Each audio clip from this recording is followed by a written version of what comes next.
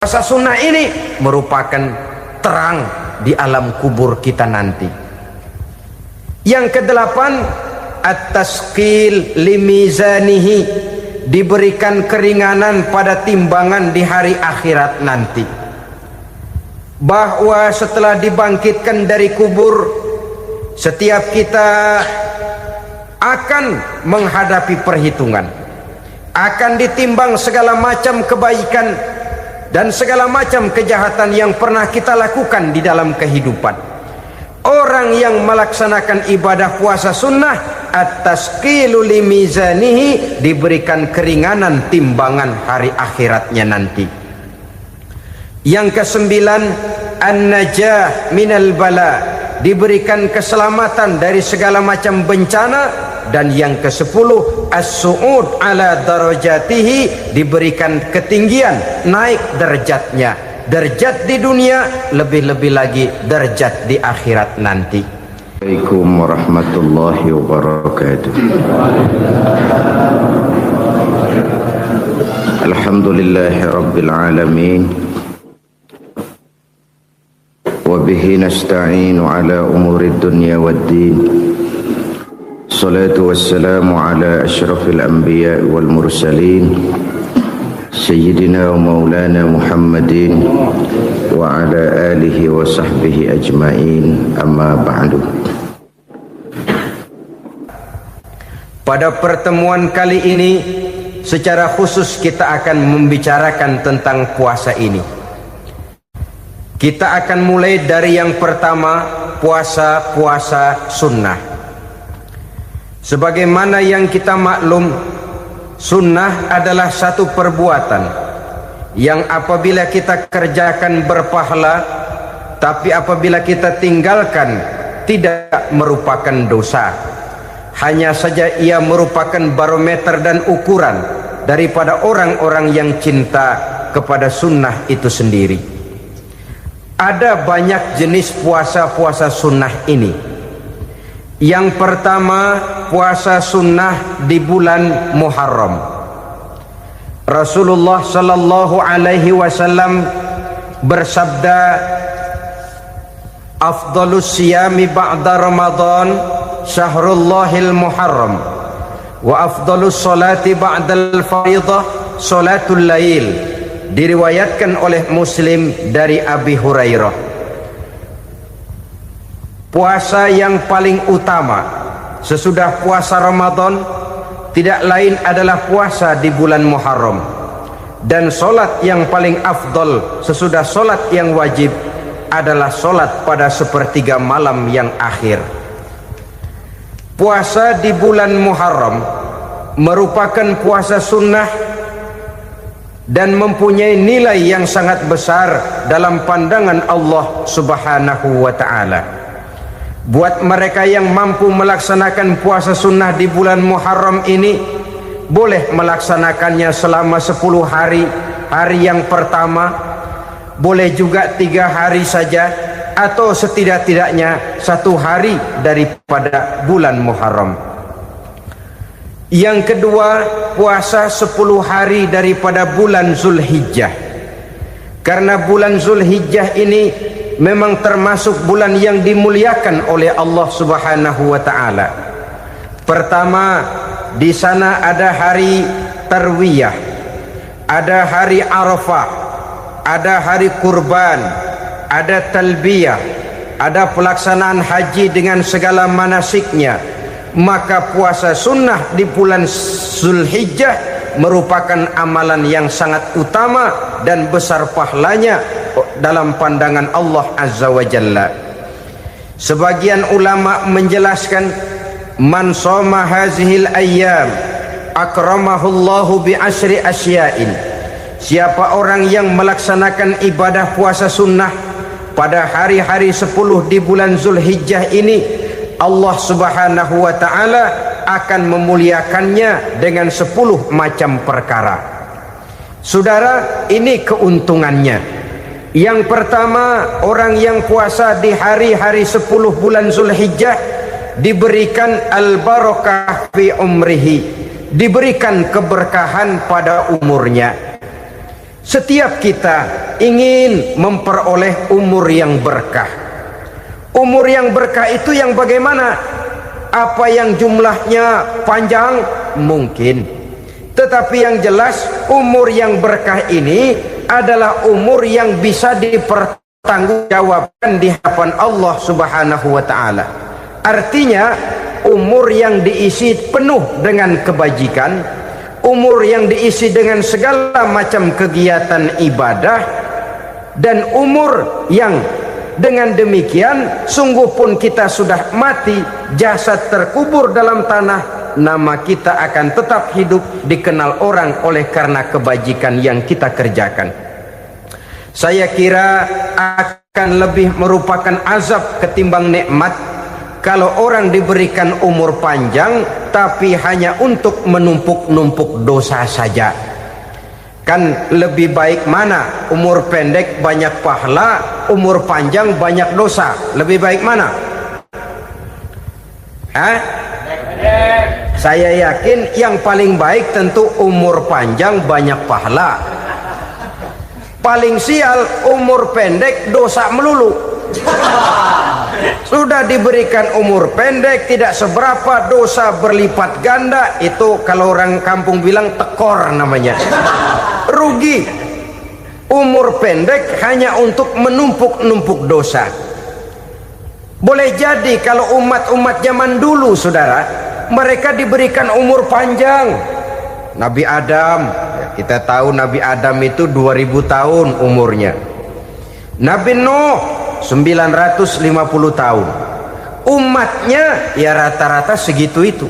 Nah, kalau mereka misalnya punya umur 800 tahun, lalu 200 tahun mereka melakukan dosa, kan masih punya restan 600 tahun untuk taubat. Karena umurnya diberikan jatah panjang. Kita ini oleh Allah Subhanahu wa taala, umat Nabi Muhammad ini umurnya pendek-pendek. Kalau nyontoh Nabi 63 tahun saja. Kalau diberikan 70 tahun umur kita sekarang, itu sudah dapat jatah lebih 7 tahun. Alhamdulillah bahwa Allah memberikan saat-saat, waktu-waktu, tempat-tempat yang punya nilai istimewa, sehingga umur yang pendek ini bisa bernilai panjang, nilai ibadahnya bisa bernilai pahala seperti umat yang berumur panjang dahulu itu.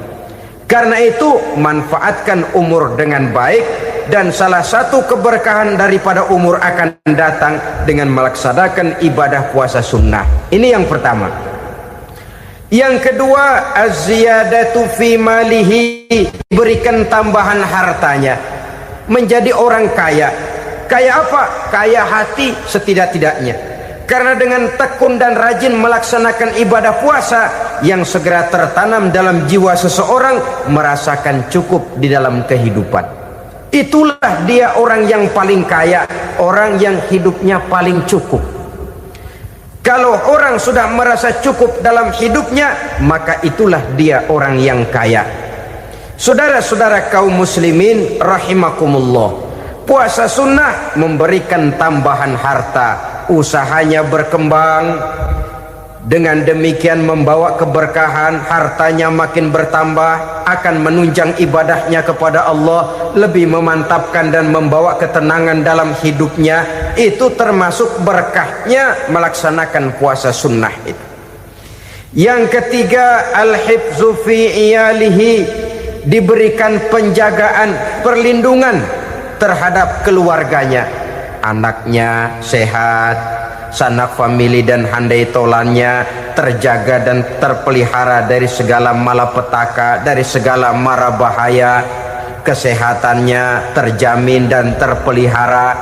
Itu sudah merupakan modal yang sangat besar di dalam kita mengarungi kehidupan. Sebab rasanya sulit untuk bahagia, duit kita banyak sekali, usaha kita selalu mendatangkan untung yang berlipat ganda. Tapi sebentar-sebentar anak kita sakit, yang ampek, yang korengan, yang kena musibah, ndak tak karu-karuan sakit, berobat sampai jutaan rupiah. Itu kan sudah tidak membawa kebahagiaan. Uang masuk yang begitu banyak jumlahnya habis akhirnya untuk berobat saja. Sebenarnya hitung-hitung ya seri-seri juga. Usaha berhasil, duit banyak, habis untuk berobat. Lah sama juga saudara-saudara. Jadi dengan demikian biar duit kita banyak, asal keluarga pada sehat saja, udah enak bener itu. Duit banyak, ekonomi cukup, keluarga sehat, nikmat rasanya menjalani kehidupan ini. Yang kiamat sudah duit kagak barang seperak, keluarga ampek semua. Kiamat sudah. Saudara hadirin yang saya hormati, jadi yang ketiga, Allah memberikan pemeliharaan terhadap keluarganya. Satu kali orang dipelihara Allah, tidak satu kekuatan pun yang bisa mencelakakan. Satu kali orang disengsarakan Allah, tidak satu tenaga pun yang mampu menyelamatkannya. Itulah sebabnya perlindungan Allah, pemeliharaan Allah terhadap diri dan keluarga sangat kita perlukan di dalam kehidupan ini. Dengan melaksanakan ibadah puasa, kita mendekatkan diri kepada Allah. Dengan dekat kepada Allah, maka Allah pun dekat kepada kita.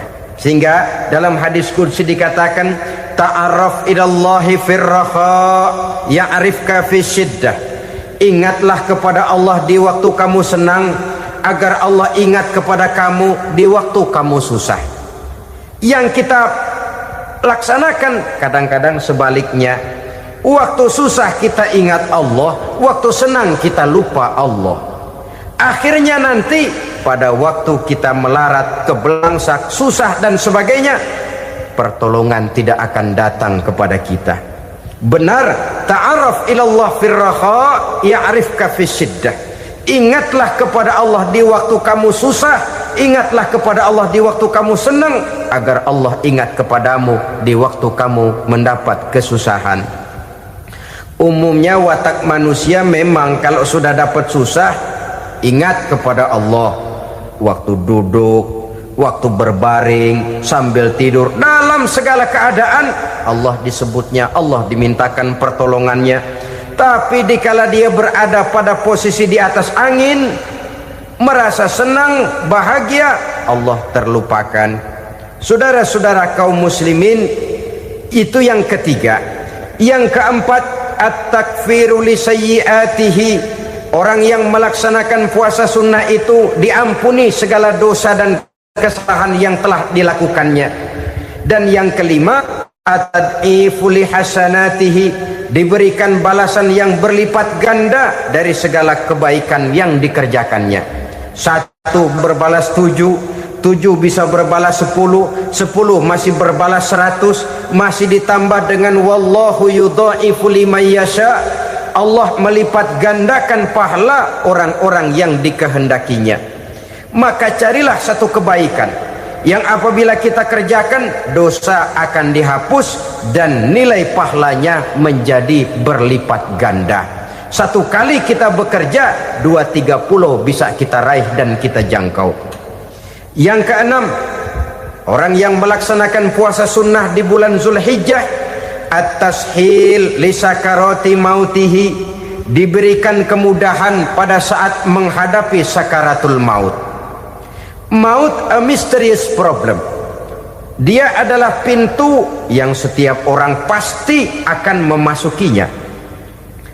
Bahwa mati adalah mati, itu semua kita tahu. Tapi hakikat orang pada saat menghadapi mati itu kan berbeda-beda. Ada yang matinya itu gampang sekali, persis orang tidur saja, tidak nampak gelisah, tidak bikin susah yang hidup, tidak gelimpangan di tempat tidur, persis seperti orang mau tidur saja. Ada yang sulit sekali menghadapi sakaratul maut, gelimpangan di tempat tidur, bikin bingung orang yang nunggu.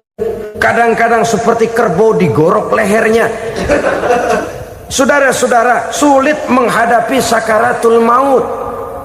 Oleh karena itu Rasulullah sallallahu alaihi wasallam sering beliau itu kalau berdoa membaca Allahumma hawin alayya fi sakaratil maut, ya Allah, mudahkan saya di dalam menghadapi sakaratul maut. Rasulullah saja, saudara, orang yang ibadahnya paling banyak, orang yang hatinya paling bersih, orang yang akhlaknya paling luhur, masih berdoa semacam ini. Mohon dimudahkan oleh Allah agar mudah menghadapi sakaratul maut. Apalagi kita, terus terang kita ini paling-paling kelas muhtalid, bangsa ama pahla mau ama dosa doyan. Lebih perlu lagi menghadapi sakaratul maut, sehingga apabila malaikat maut datang menjemput nyawa kita, dimudahkan, jangan dibikin sulit, supaya mudah. Jadilah orang baik-baik. Biasanya kalau banyak yang mati, malaikat maut juga kali main-mainin dulu tuh orang, kutak-katik, ditakut-takutin dan segala macam. Saudara hadirin yang saya hormati, maka menghadapi sakaratul maut ini merupakan kunci. Apakah seseorang bisa husnul khatimah atau bisa su'ul khatimah?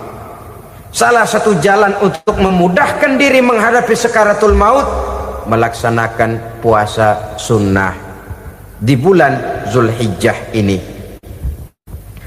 Yang ketujuh, ad-diya'u li zulumati qabrihi, diberikan terang di alam kuburnya.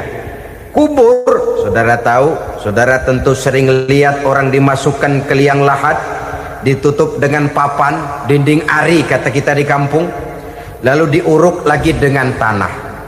Dalamnya liang lahat, gelapnya liang lahat, gelapnya diuruk dengan tanah, gelapnya di dalam kubur, tiga gelap yang menjadi satu. Bapak moyangnya gelap.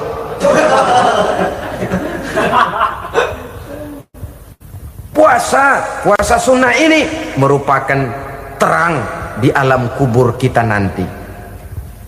Yang kedelapan, at-tasqil limizanihi, diberikan keringanan pada timbangan di hari akhirat nanti. Bahwa setelah dibangkitkan dari kubur, setiap kita akan menghadapi perhitungan, akan ditimbang segala macam kebaikan dan segala macam kejahatan yang pernah kita lakukan di dalam kehidupan. Orang yang melaksanakan ibadah puasa sunnah, at-tasqilu limizanihi, diberikan keringanan timbangan hari akhiratnya nanti.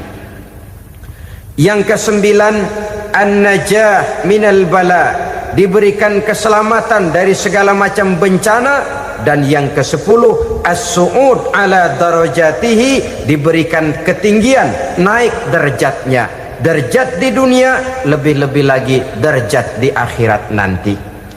Ini keutamaan yang diberikan Allah Subhanahu wa ta'ala kepada mereka yang melaksanakan ibadah puasa 10 hari di bulan Zulhijjah, menurut penjelasan sebagian dari para ulama kita. Jadi setelah puasa Muharram ada lagi puasa Zulhijjah. Kemudian puasa sunnah yang ketiga, puasa sunnah pada hari Senin dan hari Kamis. Apa sumber hukumnya? Diriwayatkan oleh Imam Muslim dari Abi Qatadah, Rasulullah Shallallahu Alaihi Wasallam ditanya tentang puasa pada hari Senin. Kenapa Rasul melakukan itu? Beliau menjawab, zalika yaumu wulidtu fihi wa yaumu bu'istu au unzila alayya fihi. Hari Senin itu adalah hari di mana aku dilahirkan dan hari di mana aku dibangkitkan. Wahyu pertama turun kepadaku pun pada hari itu. Maka sunnah melaksanakan puasa pada hari itu. Adapun hari Kamis, ada hadis yang diriwayatkan oleh Imam Turmuzi dari Abi Hurairah, Nabi bersabda, tu'radul a'malu yaumul isnaini wal khamisi fa uhibbu ay yu'rada amali wa ana sha'im. Disetor amal setiap manusia pada hari Senin dan pada hari Kamis.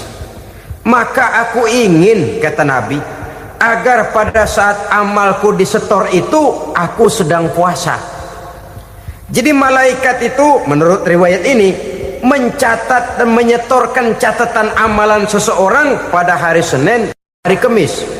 Tiap hari Senin amalan kita disetor oleh malaikat. Catatan terakhir tentu yang sedang kita kerjakan, sehingga yang masuk daftar, saya tinggalkan orang ini, dia sedang puasa, karena naik catatan amalnya pada hari Senin. Kamis diangkat lagi, catatan paling akhir, saya tinggalkan orang ini, dia sedang puasa.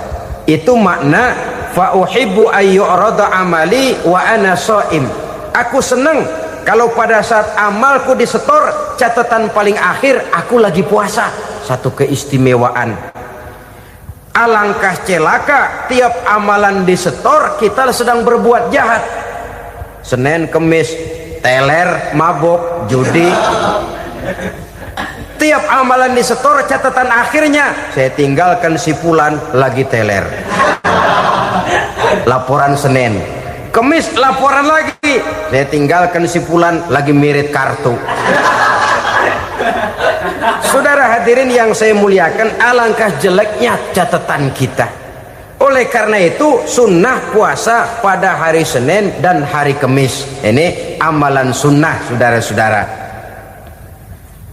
Dan oleh karena ini amalan sunnah, sebagian ulama memberikan penjelasan, walaupun lupa niat, kalau sudah malam itu lupa niat, boleh niatnya sudah siang puasa sunnah ini, dengan catatan dari pagi belum makan apa-apa.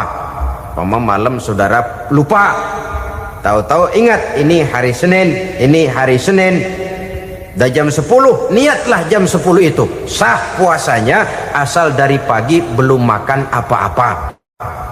Tapi kalau sudah dapat 2 piring baru niat jam 10, itu lain, ngojek namanya.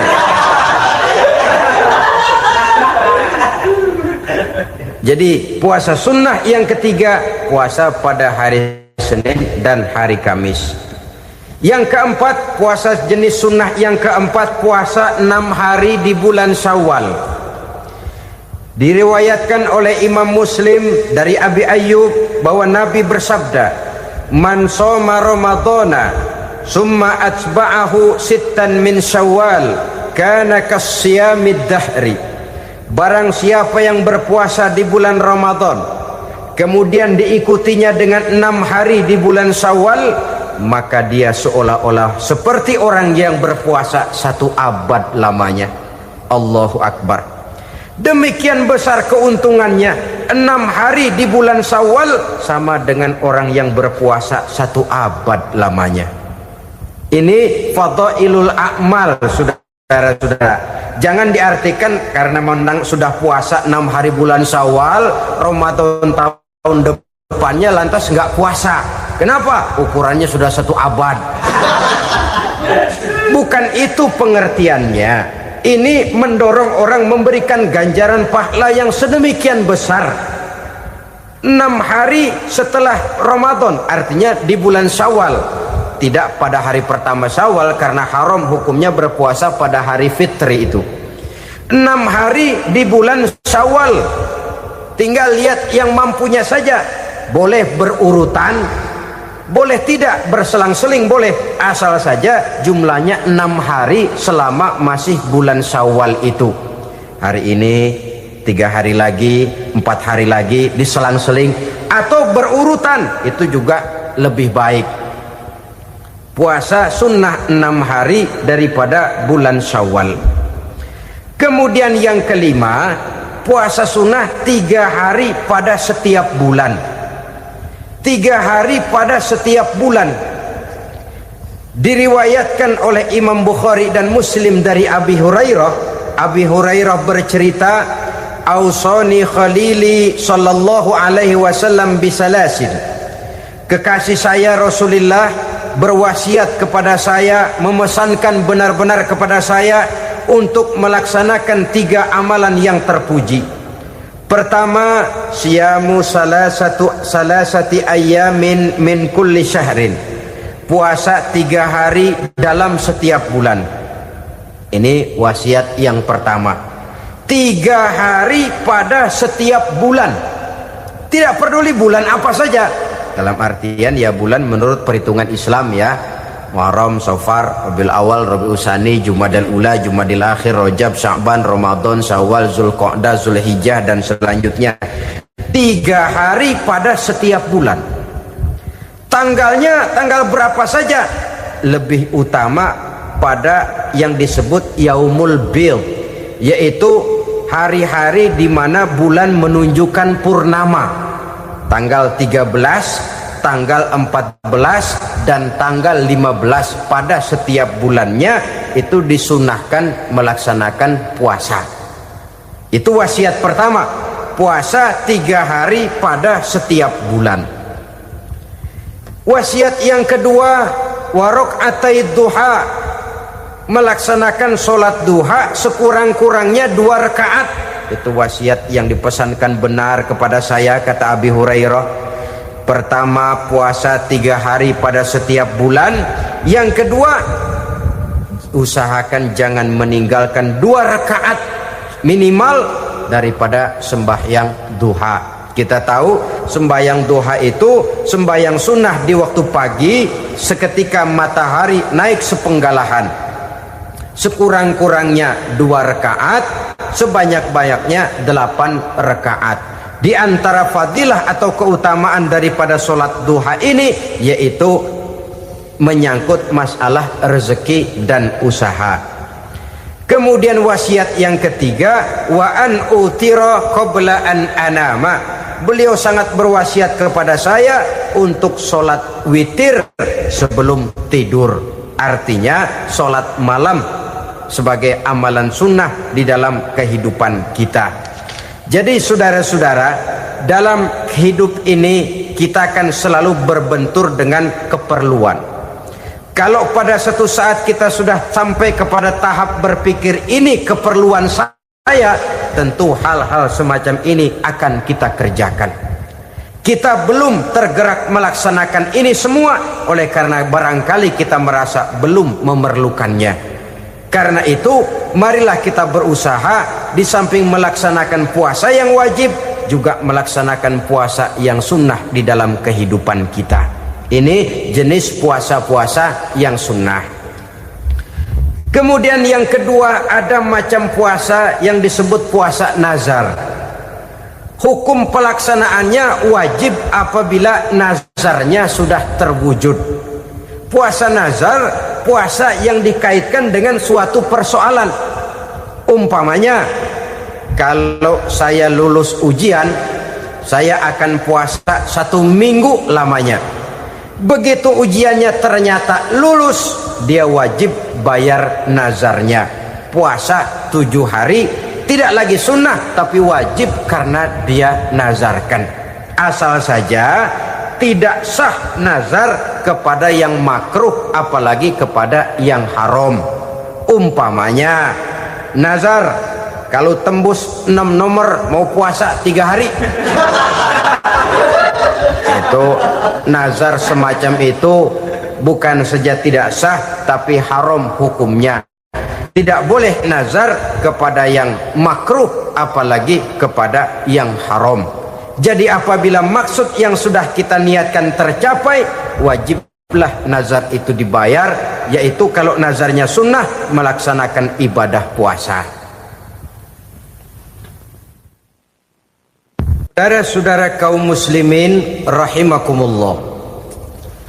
Jenis puasa yang ketiga kita kenal dengan puasa wajib. Dan ini kita laksanakan pada bulan suci Ramadan. Tentang teknis pelaksanaan ibadah puasa di bulan Ramadan sudah pernah saya bicarakan pada pertemuan tentang Ramadan dan Idul Fitri.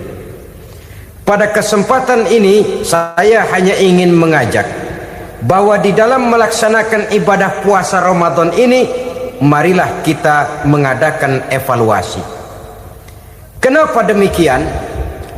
Barangkali secara jujur, walaupun agak berat, saya masih harus berkata, masih banyak di antara kita umat Islam yang di dalam melaksanakan suatu ibadah terjebak dalam rutinitas ritual.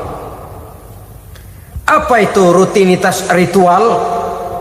Itu bahasa susah. Berhubung saya tidak ingin bicara yang susah-susah, kita bicara yang mudah-mudah saja. Maksud saya, banyak di antara kita umat Islam yang di dalam melaksanakan suatu ibadah itu hanya dengan prinsip asal sekadar gugur kewajiban saja. Akibatnya, sampai sejauh mana ibadah itu berhasil membentuk kepribadian diri kita, kita jarang mengadakan evaluasi dan penilaian. Salat yang penting gugur kewajiban. Puasa yang penting sudah gugur kewajiban. Haji yang penting sudah gugur kewajiban. Maka jangan heran kalau itu yang jadi prinsip, ibadah lantas tidak punya dampak dalam membentuk kepribadian diri. Banyak orang yang rajin sholat tapi munkarnya jalan terus. Sampai kadang-kadang kita bingung, yang sembahyang dia, yang nyolong dia.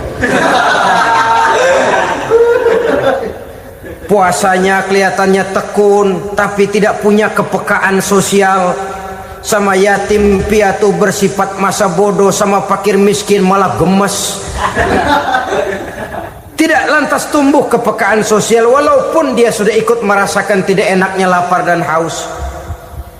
Ada juga yang sudah haji 4-5 kali mondar-mandir Jakarta Mekah, tapi gaya hidupnya tetap seperti katak di kolong tempurung, picik, sempit pandangan, dangkal hati, tidak terbuka walaupun sudah melihat Islam dalam skala internasional. Yang dia lihat, yang dia saksikan, yang dia pandang tidak sanggup menggugah dan menggubah jiwanya, tidak bisa mewarnai pandangan hidupnya. Inilah akibatnya kalau ibadah hanya dikerjakan dengan prinsip asal sekadar gugur kewajiban. Hasilnya yaitu tadi, hajinya cuma menang topi putih sama serban. Sholatnya cuma prinsip asal gugur kewajiban.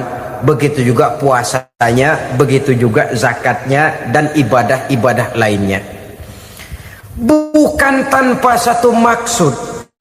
Jikalau Allah Subhanahu wa ta'ala memerintahkan kita melaksanakan ibadah puasa di bulan suci Ramadan, bahkan maksud itu sangat pada penghujung ayat yang memerintahkan kita puasa. Ya ayyuhalladzina amanu kutiba alaikumus syiyam kama kutiba alal ladzina min qablikum la'allakum tattaqun. Orang yang beriman diwajibkan atas kamu berpuasa, telah diwajibkan juga kepada orang-orang yang sebelum kamu, la'allakum tattaqun, agar kamu dengan puasa itu menjadi manusia yang bertakwa kepada Allah Subhanahu wa ta'ala. Dengan kata lain, berhasil atau tidak puasa Ramadan kita ini akan nampak takwa kita meningkat atau tidak setelah kita melaksanakan ibadah puasa. Sehingga kalau orang mengatakan Ramadan itu merupakan month of training, bulan latihan, keluar latihan tentu harus semakin naik dan baik gaya kehidupan kita. Jadi tujuan utama daripada pelaksanaan ibadah puasa adalah untuk membentuk manusia yang bertakwa. Nah, takwa itu kata Imam Qushairi hurufnya ada 4. Ta, qaf, wawu, ya. Masing-masing huruf ini simbol dari pribadi orang yang bertakwa, bina dan dibentuk oleh pelaksanaan puasanya. Mari kita lihat. Huruf ta adalah lambang dari sifat tawadhu, rendah hati. Orang yang bertakwa, orang yang tidak mempunyai sifat sombong. Puasa menanamkan kita kesadaran terhadap kelemahan, terhadap keterbatasan, terhadap segala ketidakmampuan yang kita miliki. Ya Allah, baru sehari nggak kena makan, nggak kena minum, sudah begini lemesnya. Puasa memang, kalau pagi orang masih sehat, masih terdorong oleh sahur, siang masih lumayan, tapi zuhur ke atas biasanya mulai sikap lemah manusiawi, keterbatasan kekuatan biologis itu mulai nampak. Dari sini tanam satu kesadaran, kalau begitu apa yang mau disembuhkan di hadapan Allah? Kaya, siapa sih orang paling kaya? Ilmu, siapa sih orang paling pintar? Pangkat, siapa sih orang paling tinggi jabatannya? Dari sifat semacam ini lahir introspeksi, rasa mawas diri, timbul sifat tawaduknya, rendah hatinya, tidak melonjak menjadi angkuh dan sombong lantaran sedikit kemampuan dan kekuatan yang dimilikinya. Lalu untuk sikap yang lebih jauh, terwujudlah, terbentuklah apa yang dinamakan stabilitas temperatur batin. Orang tetap konstan menjaga nilai-nilai idealisme yang pernah dimilikinya. Dia mulai dengan adil, dia berjalan tetap dengan keadilan, dan dia berakhir juga tetap dalam keadilan. Jangan mulainya adil, tengahnya setengah adil, di akhirnya malah zolim sama sekali.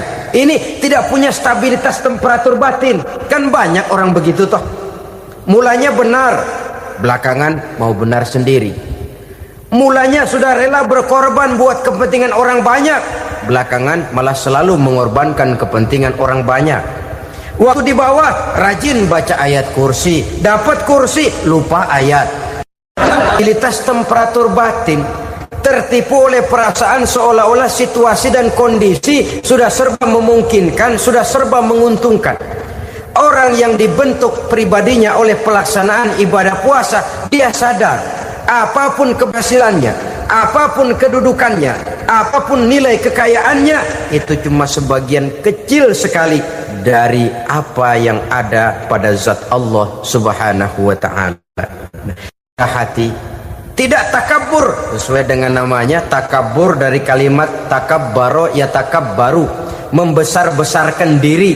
Orang yang suka membesar-besarkan diri, orang yang tidak yakin bahwa dirinya orang besar, lalu dibesar-besarkan dirinya. Sebenarnya itu sudah satu sikap di mana dia tidak percaya kepada diri sendiri. Dirinya sebenarnya bukan apa-apa, cuma ingin dianggap besar, lalu dibesar-besarkan. Takabbur namanya. Puasa sekali lagi melatih kita menanamkan kesadaran akan kelemahan dan keterbatasan kita sebagai makhluk. Itu sikap tawadu. Fir'aun, saudara tahu Fir'aun, lama-lama dia jadi raja, lupa diri dan lupa daratan, melonjak menjadi angkuh dan sombong sampai kepada puncak kekurang ajarannya, memproklamirkan dirinya menjadi Tuhan. Hitler juga begitu.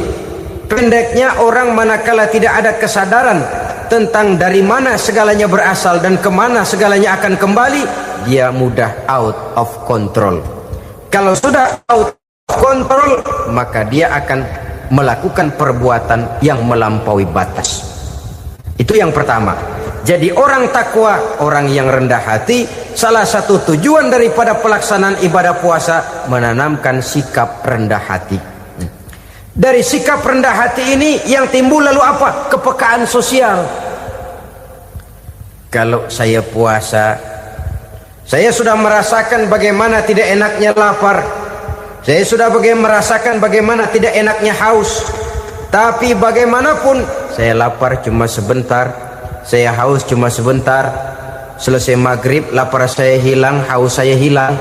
Bagaimana yatim piatu, orang-orang tua jompo yang perlu santunan, orang-orang miskin yang terkapar di kolong-kolong jembatan, yang tiap hari merasakan perasaan seperti ini tanpa tahu kapan hidup dan nasibnya akan berubah. Tidur beratapkan langit, berselimut koran. Kalau demikian, saya ini beruntung. Kalau demikian, apa yang bisa saya lakukan untuk mereka? Kepekaan sosial ini lalu timbul dalam apa yang orang sekarang namakan solidaritas, kesetiakawanan sosial. Hidup tidak hanya untuk kepentingan diri dan perutnya sendiri saja, tapi mau menolong, mau membantu orang yang memang memerlukan bantuan dan pertolongan itu sendiri. Jangan setelah tahu lapar tidak enak, haus tidak enak, tapi kita tidak mau tenggang rasa, tidak mau timbang rasa. Begini loh tidak enaknya lapar, begini loh tidak enaknya haus. Ini terjadi pada diri saya masih mampu, masih berbuka puasa. Bagaimana yang tiap hari merasakan seperti ini? Tidak Ramadan, tidak Syawal, tidak Zulqa'dah, tidak Zulhijjah, selalu kelaparan dan kehausan. Dari sana timbul kepekaan sosial. Lalu lahirlah sikap pemurah, dermawan, mau menoleh ke kiri dan ke kanan. Bahkan Al-Quran itu sampai mengancam betul. Ara'aital ladzi yukadzibu bid-din fadzalika allazi yad'ul yatim wa la mendustakan agama. Islam mendustakan Islam. Salat dia tapi mendustakan salat. Puasa dia tapi mendustakan puasa. Siapa mereka itu? Fadzalika allazi yad'ul yatim. Merekalah orang-orang yang meninggalkan anak-anak yatim. Wala yahuddu ala ta'amil miskin, dan tidak pernah memberi pertolongan, tidak memerintahkan memberi makan kepada fakir miskin, walaupun dia berada pada posisi dan kondisi yang memang dia mampu. Nah, kalau dia tidak mampu itu lain soal. Dia mampu, dia tahu, dan dia diam saja, itu termasuk yukadzibu biddin, orang-orang yang mendustakan agama. Berlindung kita kepada Allah, jangan sampai termasuk ke dalam kelompok itu. Yang kedua saudara, huruf takwa itu qaf. Qaf adalah lambang dari sifat qanaah. Qanaah artinya merasa cukup. Puasa melatih kita untuk bersikap cukup dalam hidup. Kalau kita perturutkan menjelang saat berbuka, menunggu waktu berbuka, istilah orang di Jawa Barat ngabuburit katanya, kita menunggu saat berbuka, segalanya saja ingin kita beli, segalanya saja ingin kita minum, semuanya saja ingin kita makan, sebab nafsu sudah begitu berupa. Perut sudah sedemikian lapar, kerongkong sudah sedemikian haus, rasanya semuanya saja ingin kita telan. Tapi tahukah kita bahwa setelah maghrib berbunyi, berapa banyak yang kita makan, berapa banyak yang kita minum? Sesuaikah dengan keinginan kita tadi siang? Tadi siang semuanya ingin kita makan, tadi siang semuanya ingin kita minum. Setelah berbuka, berapa banyak yang kita makan, berapa banyak yang kita minum? Itulah kehidupan. Segalanya ingin kita kuasai, segalanya ingin kita punyai, tapi berapa sih yang benar-benar kita perlukan? Maka orang kaya adalah orang yang hidupnya cukup. Orang miskin hakikat yang selalu merasa kurang. Bagaimanapun besar rumah, banyak uang kita, berpuluh kendaraan kita, kalau hidup selalu merasa kurang, itu artinya kita masih miskin. Maka jikalau ingin menjadi orang kaya, kuncinya hakikatnya cuma satu, hati kita merasa cukup dengan yang diberikan Allah, bersyukur atas segala nikmatnya, dan dengan syukur itu, nikmat itu akan ditambah oleh Allah Subhanahu wa ta'ala. Puasa menimbulkan sifat qanaah, dan qanaah adalah watak daripada orang-orang yang bertakwa kepada Allah Subhanahu wa ta'ala. Persis seperti orang minum air laut, makin diminum makin haus, makin diminum makin kering tenggorokan. Begitulah orang berhadapan dengan materi. Tadinya dia akan senang kalau dia merasa punya tanah ratusan hektar. Sudah ratusan hektar tidak cukup, ngelamun lagi, alangkah nikmatnya kalau bisa beli gunung. Gunung dibeli, sudah punya gunung, lihat laut, aduh kalau laut juga bisa dibeli, beli lagi laut. Sudah punya laut, lihat ke atas langit, ada yang jual apa enggak ya?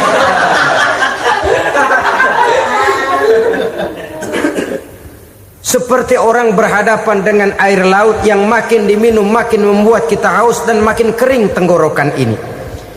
Maka itu harus dihentikan. Sikap untuk menghentikan itu tidak lain adalah dengan sifat qanaah itu tadi, merasa cukup dengan apa yang diberikan Allah, mensyukuri nikmatnya. Itu yang kedua. Yang ketiga, pada kalimat takwa ada huruf wawu. Wawu adalah simbol dari sifat wara dengan ain. Wara, orang yang terpelihara dirinya baik dari yang syubhat, lebih-lebih dari yang haram. Syubhat, saudara tahu, barang yang remeng-remeng. Tapi sungguh pun remeng-remeng, kira-kira prosentasenya 70-30. 70% haram, 30% kemungkinan halalnya.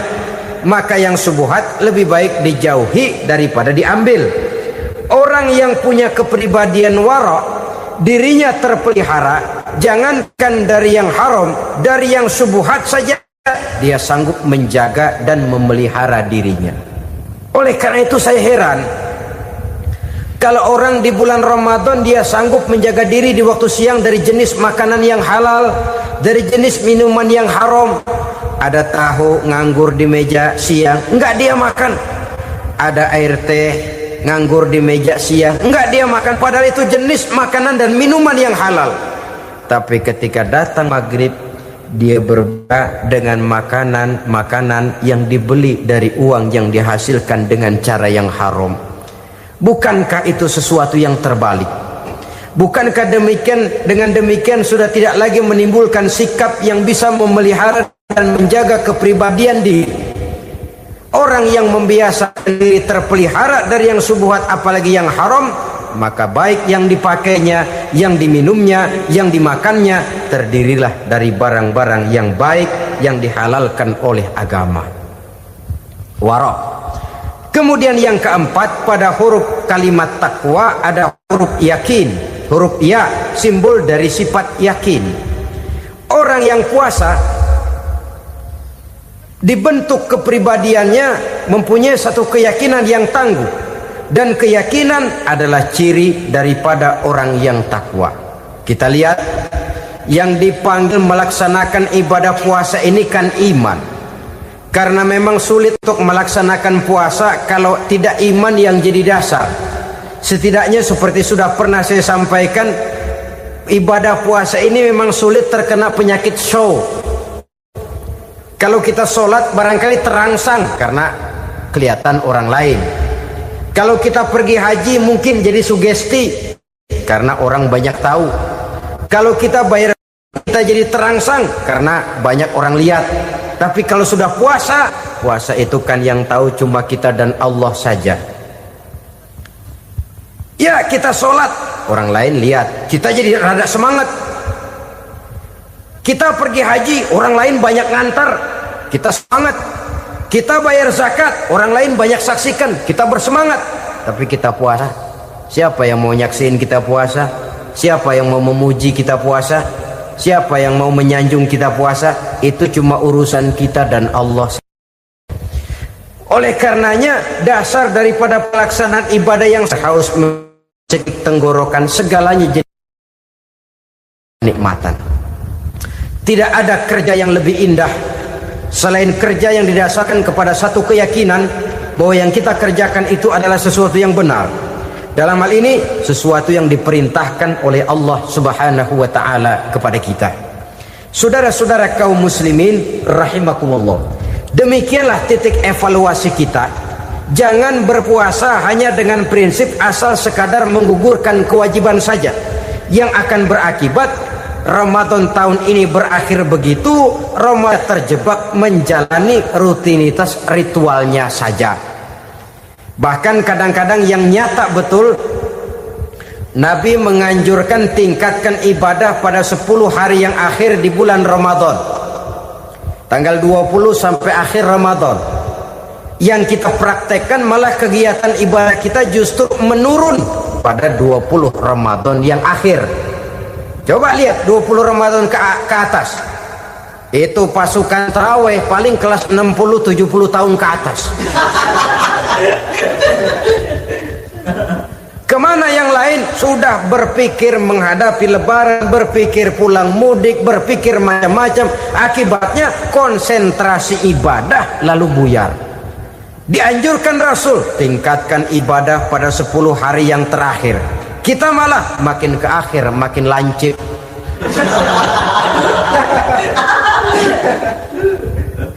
Saudara-saudara kaum muslimin rahimakumullah, kita terjebak oleh sesuatu yang sementara, oleh sesuatu yang bersifat kulit, lalu meninggalkan isinya.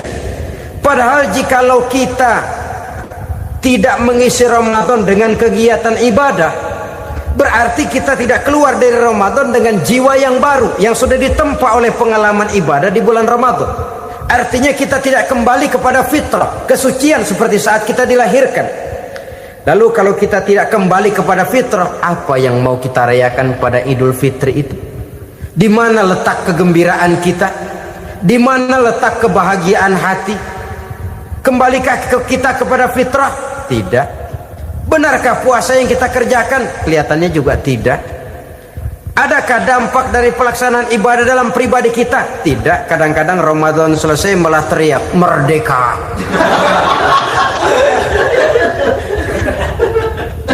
Kalau tadinya Ramadan dia merasa terhalang, mau keluar siang, mau makan siang, bulan puasa, mau minum siang, bulan puasa, mau gandengan, bulan puasa. Ramadan selesai, kibarin bendera, teriak merdeka. Lalu kembali merajalela. Saudara-saudara, dampaknya tidak akan kelihatan. Padahal puasa yang baik, la'allakum tattaqun, membentuk manusia yang bertakwa kepada Allah Azza wa Jalla. Nah, sekarang apa kemudahan dan keistimewaan yang akan diberikan Allah kepada mereka yang sampai kepada tingkat takwa ini? Al-Quran menjelaskan, pertama, may yattaqillaha yaj'al lahu makhraja. Barang siapa yang bertakwa kepada Allah Subhanahu wa taala, maka dia akan diberikan makhraja. Makhraja itu jalan keluar dari segala macam kesulitan. Jalan keluarnya ada saja. Menurut ukuran kemampuan dia tidak mungkin, mustahil, tidak bisa, mana mungkin. Tapi pada waktunya ada saja jalan keluarnya. Termasuk jenis yang yaj'al lahu makhraja. Orang yang bertakwa kepada Allah selalu diberikan jalan keluar dari segala kesulitan yang dihadapinya. Siapa sih orangnya yang tidak pernah sulit dalam hidup? Siapa orang yang tidak pernah mengalami kesulitan? Tapi kadang orang menilai, itu kelihatannya hidupnya enak aja ya, kayaknya gak pernah mengalami kesulitan. Sebenarnya bukan tidak pernah mengalami kesulitan, Allah selalu memberikan jalan keluar dari segala kesulitan yang dihadapinya. Lah kalau Allah yang memberikan jalan keluar, tentu sangat mudah sekali. Orang yang bertakwa diberikan jalan keluar dari segala macam kesulitan. Satu. Yang kedua, wa yarzuqhu min haitsu la yahtasib. Dia akan diberikan rezeki oleh Allah dengan jalan yang tidak disangka-sangka. Rezekinya datang dengan cara yang tidak disangka-sangka. Gajinya mungkin kecil, tapi penghasilannya gede. Kan itu yang penting. Gaji dan penghasilan kan lain tuh. Boleh jadi gaji kecil, asal penghasilan gede, kan nikmat hidup itu. Nah, penghasilan ini ada yang bisa kita perkirakan. Bisa kita perkirakan. Misalnya gaji itu tadi. Kalau saya kerja, gaji saya begini. Ada rezeki yang masuk min haitsu la yahtasib. Tidak kita sangka-sangka, tidak kita duga-duga, tahu-tahu ada saja rezeki. Datang orang bawa persoalan yang mendatangkan hasil. Sebab rezeki, jodoh, maut memang seperti bayangan. Kita uber-uber dia lari, kita diem dia diem. Kan gemesin itu. Bayang-bayang itu begitu. Kita kejar, dia lari. Rezeki juga begitu. Kita diam, dia diam. Setengah mati yang namanya rezeki kita cari, kita uber. ngobek sampai ratusan bohong kita kerjain. Tapi memang belum waktunya, ya sulit untuk tembus. Tapi kadang-kadang giliran kita nongkrong di rumah, datang orang bawain rezeki. Itulah yang namanya rezeki. Tapi ini untuk orang yang bertakwa. Kalau tidak punya kredibilitas takwa, jangan lalu pakai ayat ini. Diberikan Allah dengan rezeki dengan jalan yang tidak disangka. Kan ada ayatnya dah, kita mah manteng aja di rumah dah. Ntar juga tuh rezeki datang. Ini fasilitas yang diberikan kepada orang yang wa may yattaqillah, bertakwa kepada Allah, yarzuqhu min haitsu la yahtasib, diberikan rezeki dengan cara yang tidak disangka-sangkanya. Maka kadar ketakwaan jangan membuat kita buruk sangka.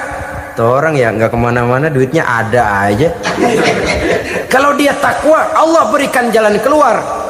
Yang lantas ngelihat kiai orangnya ahli ibadah, ilmunya tinggi, akhlaknya luar biasa, takwanya tinggi, rezekinya lancar, lalu husnuzon nih kiai nggak kemana-mana, duitnya banyak, miara tuyul kali ini. Itu termasuk jaminan Allah yang masuk kategori min haitsu la yahtasib. Yang ketiga, yaj'al lahu min amrihi yusra, dimudahkan segala urusannya, dimudahkan segala urusannya. Kemudian yang keempat, yukaffir anhu sayyiatihi wa yu'azzim lahu ajra, diampuni segala kesalahannya dan dibesarkan pahala kebaikan yang dikerjakannya. Maka mudah-mudahan puasa yang kita kerjakan mengantarkan kita kepada ketakwaan kepada Allah, dan takwa membuka janji Allah kepada kita di dalam kehidupan ini. Inilah saya percaya kepada sesuatu yang saya mengerti, sesuatu yang boleh dipelajari sejak TK sampai perguruan tinggi, sejak anak-anak sampai kakek nenek. Saya bukan percaya kepada sesuatu yang saya tidak mengerti tapi yang harus saya percaya. Saya justru percaya kepada sesuatu yang memang saya mengerti. Saudara-saudara, demikianlah bahwa Tuhan dalam Islam adalah Tuhan yang terbuka, rasional, boleh dipelajari sejak kakek-kakek sampai anak-anak, sejak TK sampai kepada perguruan tinggi. Lalu yang kedua, masih menurut kata dia, saya adalah pengagum Amerika, dia bilang. Sebagai penegak hak-hak asasi manusia, sebagai pahlawan demokrasi yang pagi-pagi sudah mencanangkan di dalam dia punya Declaration of Independence bahwa semua manusia dilahirkan sama, all men are created equal. Saya kagum dengan itu. Sampai pada satu saat, menurut cerita dia, saya berada di New York, saya mau masuk sebuah restoran, saya tertegun ketika saya akan masuk. Di pintu restoran itu tertulis white only, white only, hanya melayani kulit putih. Artinya sing kulite ireng minggir. Saya gelo, saya nelongso, bahasa Inggrisnya. Katanya all men are created equal, semua manusia dilahirkan sama. Lah ini kok tegel-tegele, kok sampai hati bikin tulisan hanya melayani kulit putih. Sampai saya melihat dalam Islam ini betapa si kulit putih dan si kulit hitam duduk saling berdampingan. Masjid menjadi simbol semangat kebersamaan mereka. Siapapun masuk masjid, buka sepatu.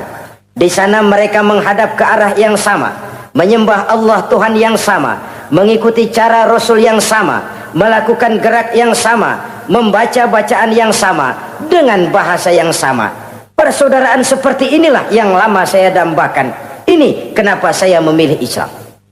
Saudara-saudara kaum muslimin, saya ingin menggunakan cerita ini sebagai pengantar bahwa salah satu misi Islam memang membebaskan manusia dari ras diskriminasi.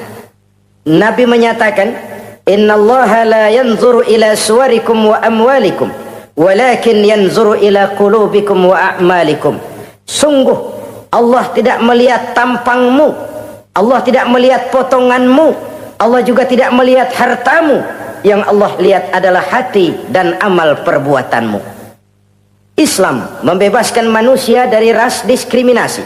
Dari manapun orang datang, apapun warna kulitnya, dari suku apapun ia dilahirkan, akidah mengikatnya dalam satu persaudaraan yang mesra, persaudaraan Islam.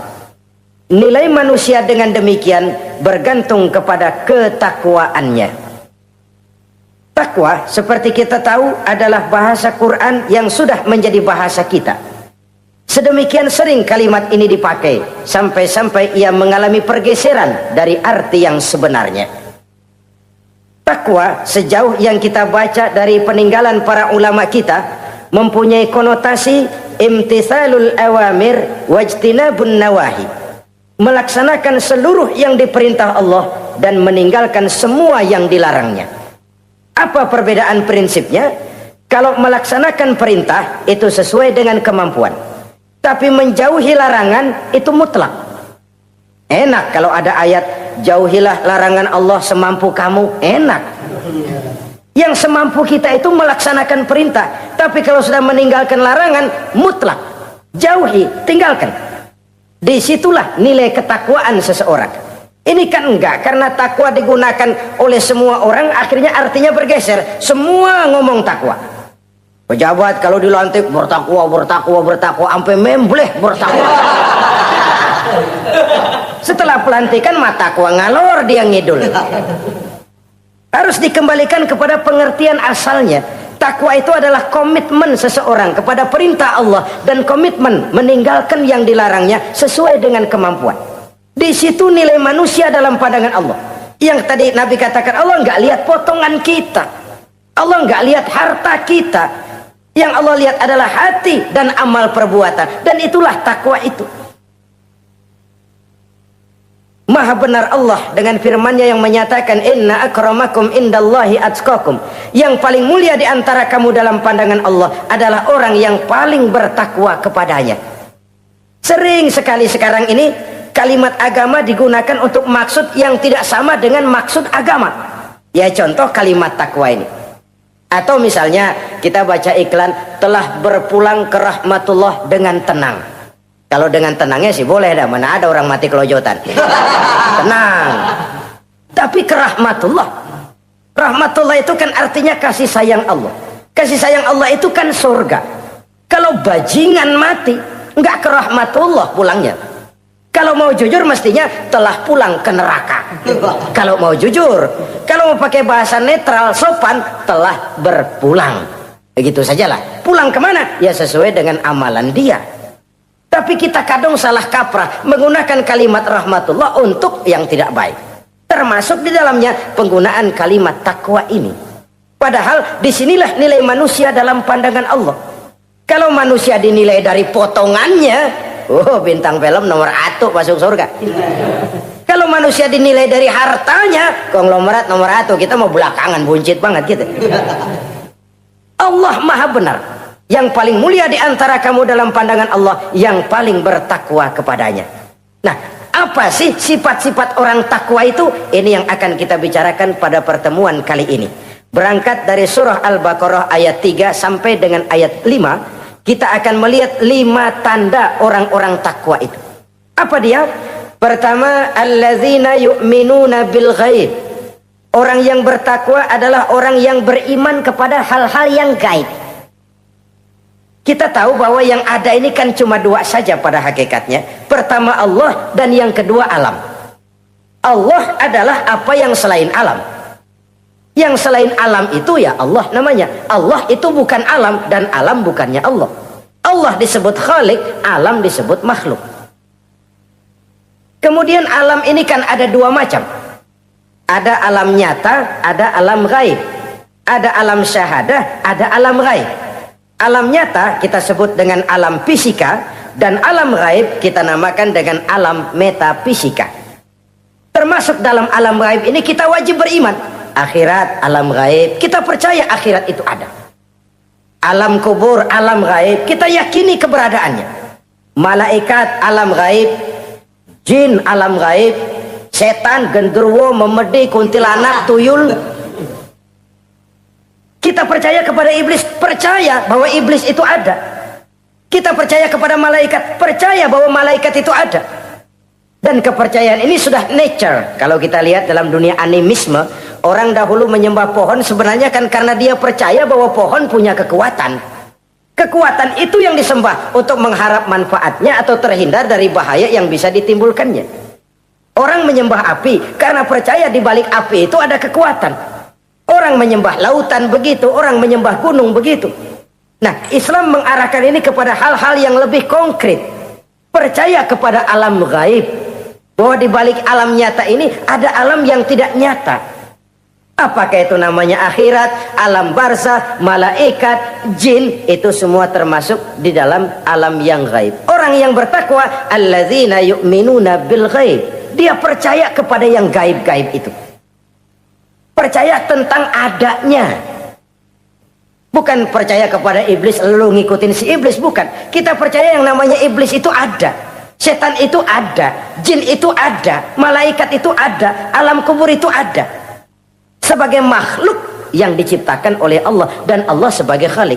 Baik alam syahadat, baik alam gaib, penciptanya tetap Allah Subhanahu wa ta'ala. Allah menciptakan siang, Allah ciptakan malam, Allah ciptakan yang baik, Allah ciptakan yang tidak baik. Apa perlunya? Ada manfaatnya untuk keseimbangan dalam alam ini. Manusia kan diberikan kebebasan bahwa segala sesuatu sudah ditentukan Allah memang, tapi kan tidak diberitahukan ke kita. Alam naj'al lahu 'ainaini wa lisana wa syafatain. Bukankah kami berikan kamu dua mata, dua telinga, lidah?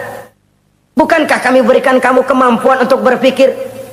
Kami berikan tunjukkan dua jalan yang baik, yang tidak baik.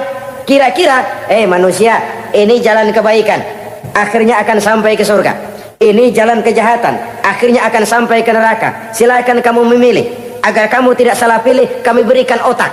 Kami turunkan Rasul, kami turunkan wahyu, kami turunkan agama. Kalau sudah sedemikian komplitnya, masih salah pilih juga, emang dasar rezeki bonyok. Dikasih otak, diturunkan Nabi dan Rasul, diturunkan wahyu, ditunjukkan jalan kebenaran. Malahan kata Imam Mustafa Al-Maraghi, Allah memberikan petunjuk kepada kita itu bertahap. Pertama diberikan yang namanya hidayatul ilham, insting. Insting ini tingkatan dasar yang sangat diperlukan oleh manusia. Kita bisa lapar, kita bisa sedih, kita bisa gembira, kita bisa nangis, kita bisa ketawa. Nggak ada yang ngajarin. Belum pernah saya melihat ada kursus ketawa, belum pernah. Belum pernah ada akademi pertangisan, nggak ada. Itu insting yang kita bawa sejak lahir. Dan anehnya ketawa tiap orang nggak sama, nangis tiap orang nggak sama. Itu insting. Bayangin kalau gitu itu nggak ada. Kita nggak bisa sedih, nggak bisa gembira, kita nggak bisa ketawa, nggak bisa nangis. Polos hidup ini, kayak boneka. Nggak ada insting. Nah, ini juga diberikan kepada binatang. Binatang kan cuma instingnya insting rendah. Binatang marah bisa marah. Tapi perasaan mulia binatang nggak punya. Kepengen dipuji, kan kagak ada binatang. Dia cuma punya perasaan-perasaan rendah. Marah, pengen tahu kebo kita sodok, marah dia. Perasaan rendah, lapar, binatang punya. Kenyang, binatang punya. Tapi perasaan tinggi, binatang nggak punya. Kepengen hidup lebih baik, nggak ada. Kepengen hidup terhormat, nggak ada. Senang kalau dipuji, nggak ada. Coba dah kebo kita puji habis-habisan, diam aja dia. Waduh, lu bukan main, hebat bener. Ya tetap aja kebo. Atau kita caci maki, nggak bakal dia marah. Ini perasaan tinggi, ingin lebih baik, ingin lebih terhormat, senang kalau dipuji, marah kalau dicaci. Itu perasaan tinggi yang hanya diberikan kepada manusia. Manusia dipuji senang, dicaci marah. Orang kita puji walaupun wah kamu hebat bener, walaupun dia bilang ah kamu bisa aja, tapi kupingnya tetap aja mekar. Senang kalau dipuji. Insting yang rendah diberikan juga kepada binatang, tapi bukan insting yang tinggi. Ini petunjuk pertama. Dengan itu kita punya perasaan dasar untuk mengagumi, untuk sedih, untuk gembira dan sebagainya. Setelah insting kita diberikan panca indera yang kerjanya juga nggak sama. Penciuman dengan pendengaran dengan penglihatan kan nggak sama. Yang enak buat kuping belum tentu enak buat hidung. Orang buang angin kalau ditinjau dari segi bunyi enak buat kuping, Tapi hidung kan kelabakan. Kerjanya nggak sama. Panca indera ini penting sebagai kesiapan untuk melayani insting. Persiapan melayani insting. Cukupkah? Tidak. Binatang juga diberikan panca indera. Bahkan kadang-kadang panca indera binatang lebih tajam daripada panca indera manusia. Nah, lalu diberikan yang ketiga. Ini yang membedakan manusia dari binatang. Apa? Hidayah berupa akal, pikiran. Dengan ini coba kita lihat. Manusia bikin rumah, burung bikin rumah. Tapi bandingkan, rumah burung dari tahun atu, ya gitu-gitu aja. Tapi rumah manusia, Masya Allah, modelnya macam-macam. Ada yang kita dari jauh nggak ngerti ini celengan apa rumah orang ini, bundar begini. Binatang bikin rumah, manusia bikin rumah. Binatang bikin rumah dengan insting, manusia bikin rumah dengan otak. Hasilnya berbeda. Manusia tidak punya sayap, tapi dengan otaknya dia bisa terbang lebih tinggi dari burung. Manusia tidak bernapas dengan insang, tapi dengan otaknya dia bisa nyelam lebih dalam daripada ikan. Ini kelebihan manusia dari binatang, diberikan otak. Belum cukup rupanya otak, karena otak ini penemuannya relatif. Apa yang dianggap hari ini benar, besok udah nggak benar. Apa yang hari ini otaknya bilang baik, besok dia bilang jelek. Apa yang hari ini otaknya bilang katakan jelek, besok dia bilang baik. Yang relatif tidak bisa dijadikan pegangan. Maka Allah lalu memberikan yang keempat. Hidayatuddin namanya. Petunjuk berupa agama. Diberikan insting, diberikan panca indera, diberikan otak, lalu diberikan agama. Turun para rasul yang 25 itu yang merupakan mata rantai yang berkaitan. Tidak terpisah. Misi samawi, semuanya sama bersumber dari Allah yang satu itu. Setelah agama datang, masih ada yang lebih penting. Apa? Hidayah yang disebut taufik. Persesuaian kehendak antara kita dengan Allah. Kalau taufik tidak datang, kalau taufik tidak dapat, Kan'an saja anak Nabi Nuh kufur. Anak Nabi tidak dapat taufik namanya itu. Agama turun, bapaknya Nabi.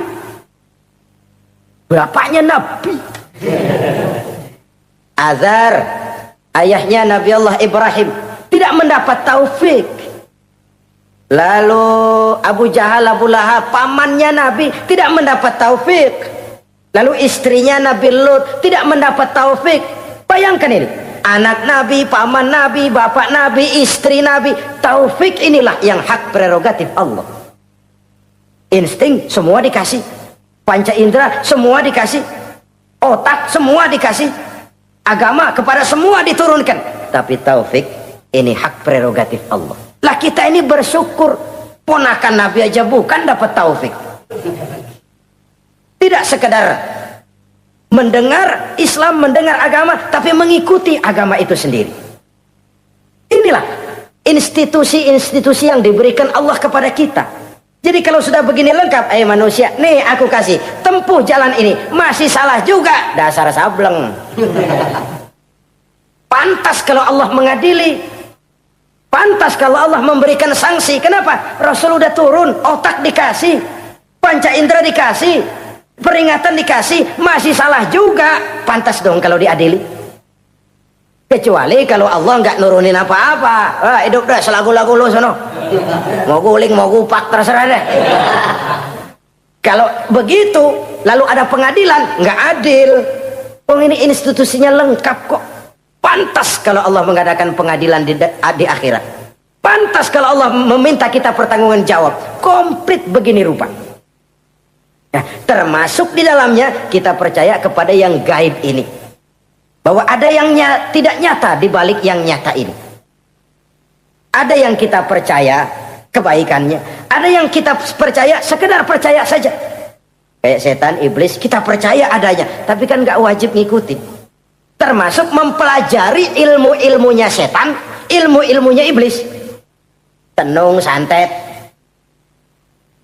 nujum-nujuman, ramal-ramalan, itu kan ilmu-ilmunya setan, ilmu-ilmunya iblis. Belajar saja pun jangan, belajar saja pun nggak boleh, apalagi sampai mengamalkannya.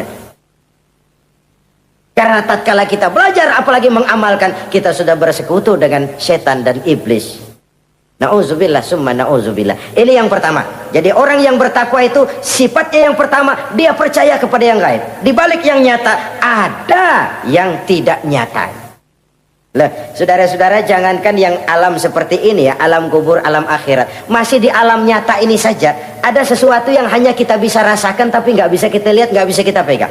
Contohnya angin, ada tuh, kita rasain tapi kan nggak bisa kita pegang. Bentuknya bagaimana kita nggak tahu. Wah, merah pak, kenapa? Buktinya dikerok. Itu mah merah kerokan, bukan warna angin merah. Sesuatu yang ada tapi hanya bisa kita rasakan. Pedas, makan cabai pedas. Pedas itu ada, tapi kan abstrak. Mana sih pedasnya? Nggak bisa kita pegang, nggak bisa kita lihat, tapi kita rasain. Oh, itu yang hijau mah cabai, mang. Pedasnya mana pedasnya? Sesuatu yang cuma ada rasa, tanpa bentuk, tanpa bisa kita jamah. Ini satu langkah untuk mengantar kita memahami yang gaib, yang masih dalam alam nyata saja. Ada sesuatu yang kita cuma merasakan adanya, tapi kita nggak bisa lihat, kita nggak bisa pegang. Makanya ada orang tanya, Pak, itu kalau orang mati dibacain Fatihah di sono apa pahalanya nyampe tuh? Saya jawab, kalau ente nggak percaya mati dulu dah. Mati dulu, bacain Fatihah, tungguin di sono. Kalau nggak nyampe balik lagi kemari. Long bagaimana hal-hal yang kayak begitu? Wong sholat saja kita nggak tahu sholat kita diterima atau tidak oleh Allah. Kita puasa, kita hanya melaksanakan. Allah mau terima apa tidak kita nggak tahu. Itu yang nyata-nyata, apalagi sudah berkaitan dengan hal-hal yang gaib. Ini sifat yang pertama, orang yang bertakwa, alladzina yu'minuna bil ghaib, dia percaya kepada yang gaib. Alam kubur itu ada, alam akhirat ada, malaikat ada, jin ada, surga ada, neraka ada, dan lain sebagainya. Satu. Yang kedua, orang yang bertakwa itu wa yuqimunas shalah. Setelah percaya kepada yang gaib, mereka juga mendirikan sholat. Nah, mari kita lihat ayatnya. Selalu yang berkaitan dengan sholat itu kalimatnya yuqimunas sholat, mendirikan sholat, bukan mengerjakan. Gak ada ayat i'malis sholat, if'alis sholat, kerjakan sholat, gak ada. Selalu aqimis sholat, dirikan sholat. Kenapa? Kata para ulama, kalimat mendirikan ini mengandung makna istimrar, mengandung arti kontinuitas, ada kelanjutan. Mendirikan sholat artinya mengerjakan sholat dengan betul. Selesai sholat, ajaran sholat diterjemahkan dalam kehidupan. Itu artinya mendirikan sholat. Nah, kalau dilihat dari sisi ini, banyak di antara kita yang sudah mengerjakan sholat tapi belum mendirikan sholat. Sebab mendirikan istimrar, ada kesinambungan. Selesai sholat, ajaran sholat diterjemahkan di tengah-tengah kehidupan bermasyarakat. Sehingga sholatnya punya refleksi, sholatnya punya bias dalam membentuk kepribadian dirinya. Ini kadang-kadang rancu, yang sembahyang dia, yang nyolong dia, yang baca Quran dia, yang fitnah orang dia, yang sedekah dia, yang nyolong dia juga. Ansip bingung bagaimana mutusinnya. Kalau mendirikan sholat mengandung arti kesinambungan, selesai sholat, ajaran sholat diterjemahkan dalam kehidupan. Apa? Banyak tentunya. Misalnya sholat melahirkan sikap rendah hati, melahirkan keikhlasan, melahirkan sifat jujur, melahirkan sifat disiplin, dan lain sebagainya. Dan itu diterjemahkan dalam kehidupan. Kita lihat, ini anggota badan kita yang paling terhormat kan kepala. Kalau bercanda sama teman, dipegang tangan, kita masih senyum. Dipegang kaki kita masih senyum. Tapi kalau pala dikeplakin, jengkel bukan main. Kenapa? Al-Mukarram itu adanya di sini, otak, di kepala. Tapi kepala yang kita hormati ini, ketika sujud di hadapan Allah, sama rendahnya dengan telapak kaki kita. Allahu Akbar. Yang besar cuma Allah. Manusia, kepala sama rendah dengan telapak kaki. Kesadaran ini membias, selesai sholat, kembali ke masyarakat, sombongnya hilang. Apalagi ikhlas. Sholat itu kan lillahi ta'ala. Orang mau puji apa tidak, enggak soal.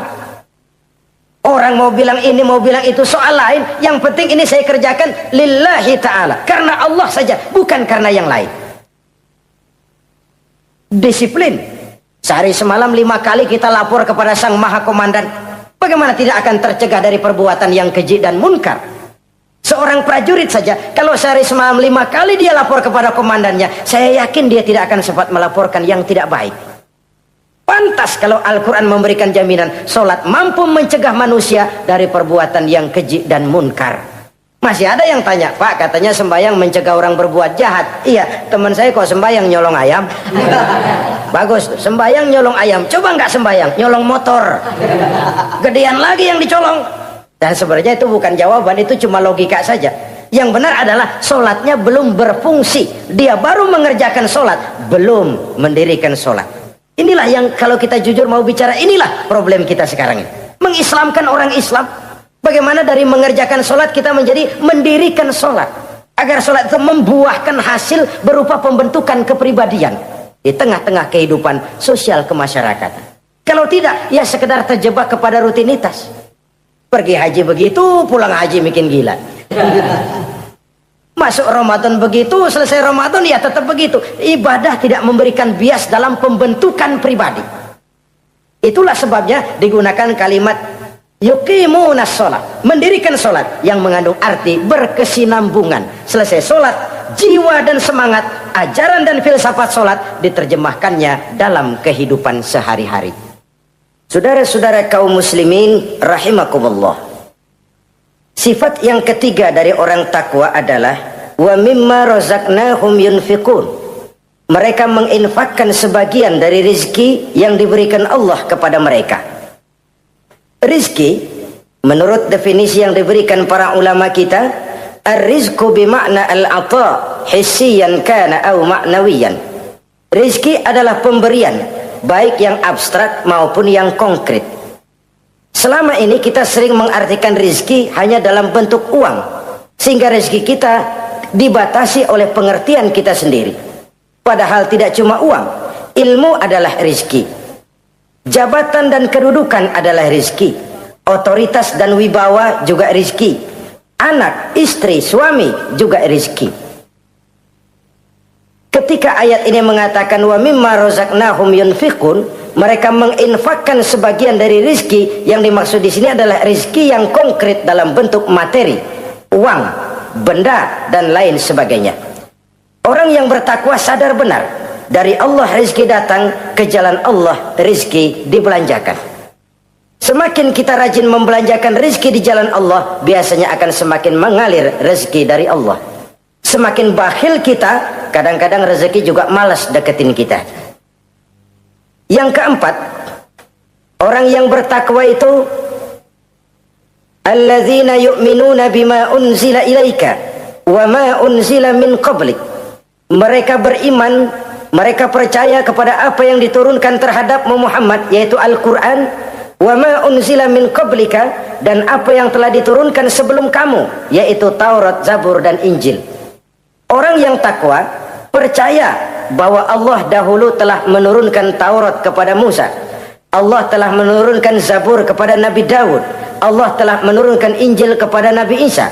Percaya sekadar percaya, tidak wajib mengamalkan ajarannya.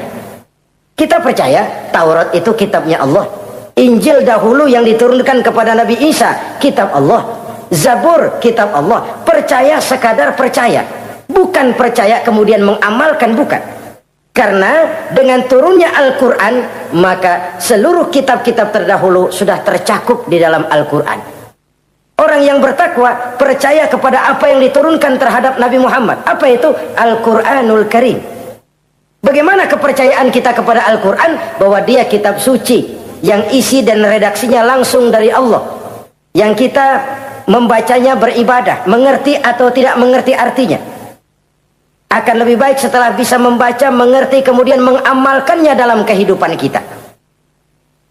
Saudara-saudara, kalau kita adakan konteks ini di mana-mana, modernisasi, globalisasi, kemajuan sering membawa pergeseran nilai.